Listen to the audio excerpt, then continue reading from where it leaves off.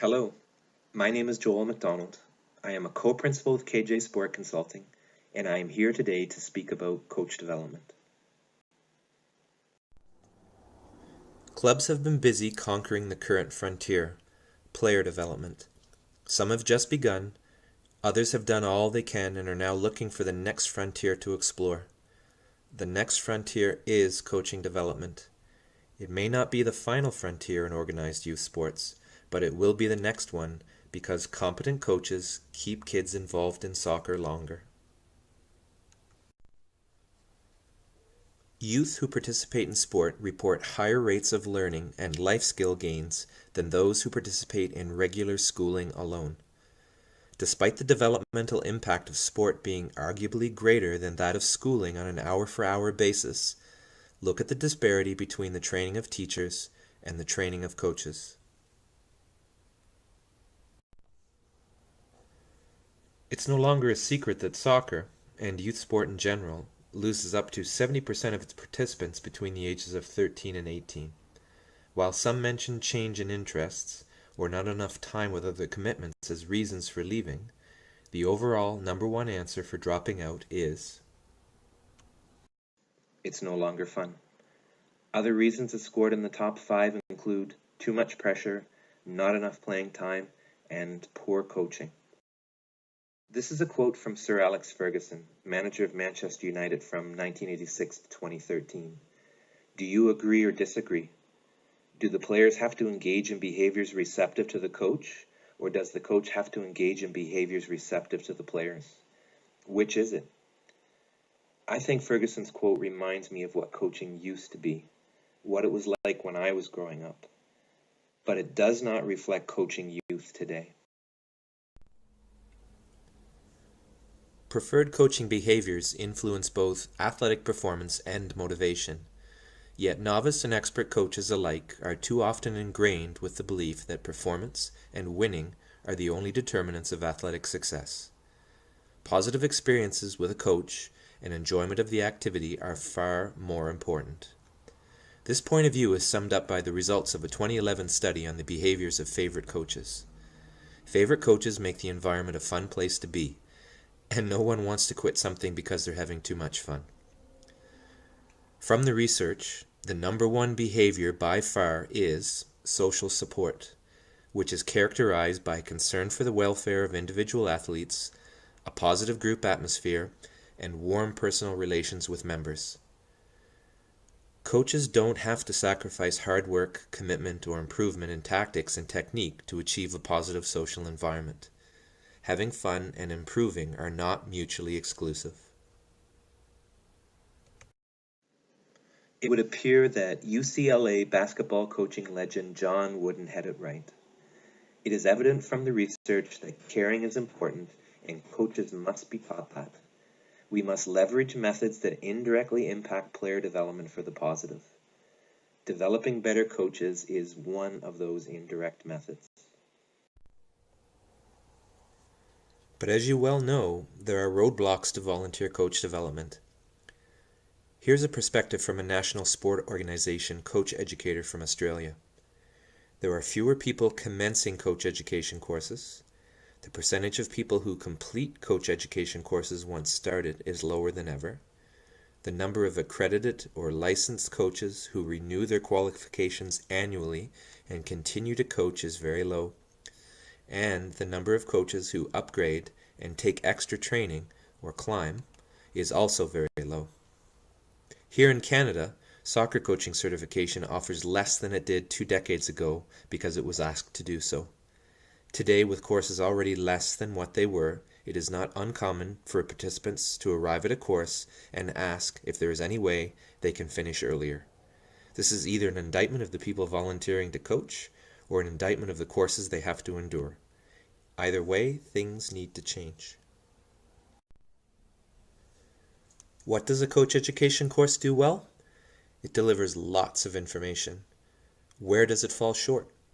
On the practical and specific interpersonal competencies. There's too much information in too short a time period with little follow-up on integrating that info into practice. Also, constraints, such as the number of players, ability level of players, or motivation level of players means that coach education designed with a catch-all philosophy offers little to team sport coaches, as each coach's situation may differ from session to session, let alone differ between coaches.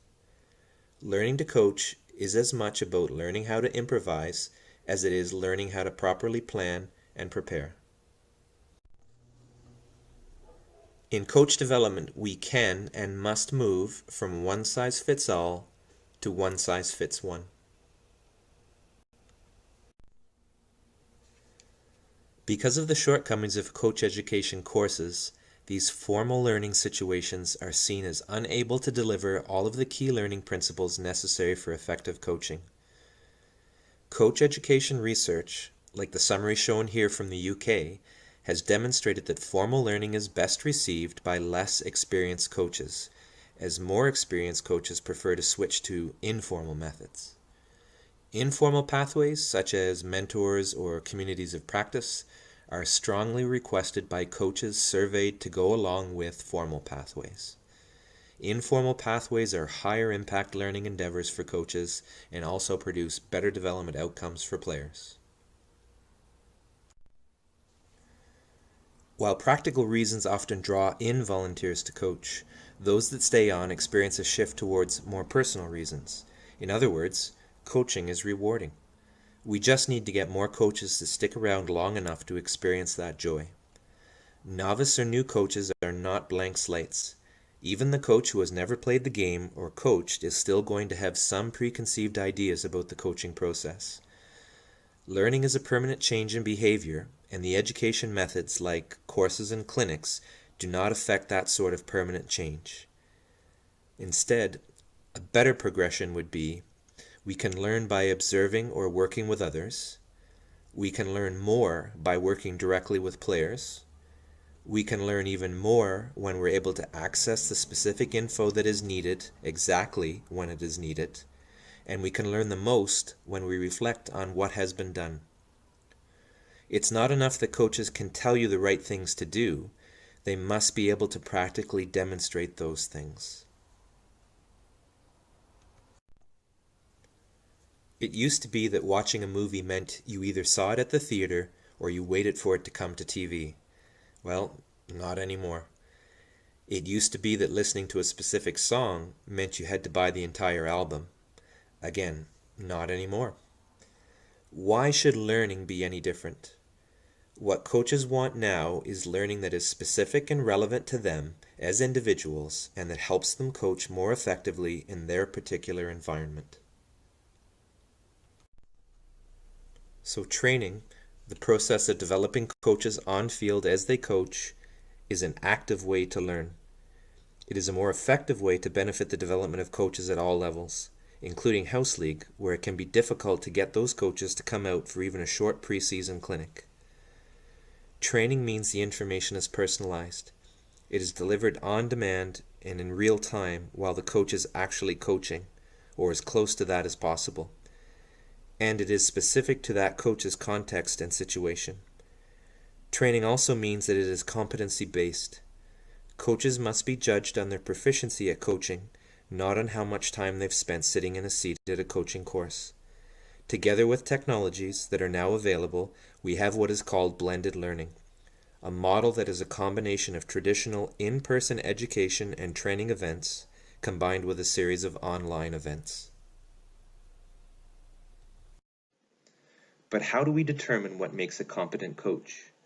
The first thing is to map out various abilities or competencies that coaches need. Of course, many of these competencies will vary or may change depending on the coaching context and situation.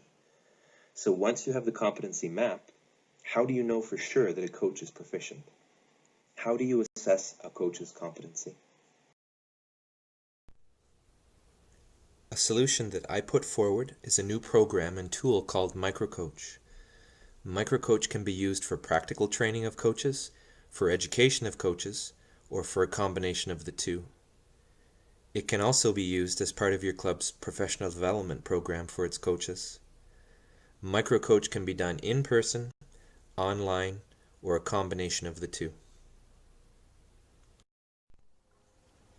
The program can be customized to meet the needs of a specific group of coaches within your club. Special topics can be addressed, like dealing with parents, problem players, or building character, for example. MicroCoach will also be offering a number of standalone courses that individual coaches can take in order to aid their learning beyond the standard CSA and NCCP certification courses. To complete a MicroCoach course, the coach must demonstrate competence. This may require the coach to show what he or she knows, what he or she can do, or a combination of the two. Instead of receiving a certificate or diploma upon completion, the coach receives a badge. This badge is digital, so it can be displayed on a website or coaching resume. The badge also contains the details of the coach's attained proficiency in the course. This way, if a coach moves to a new club, the hiring organization sees a very detailed transcript of how that coach came to be proficient in that particular competency. Instead of putting your coaches through more courses with de facto accreditation, provide them with the opportunity to learn as they coach and show their proficiency through bespoke credentials like those that can be delivered with MicroCoach.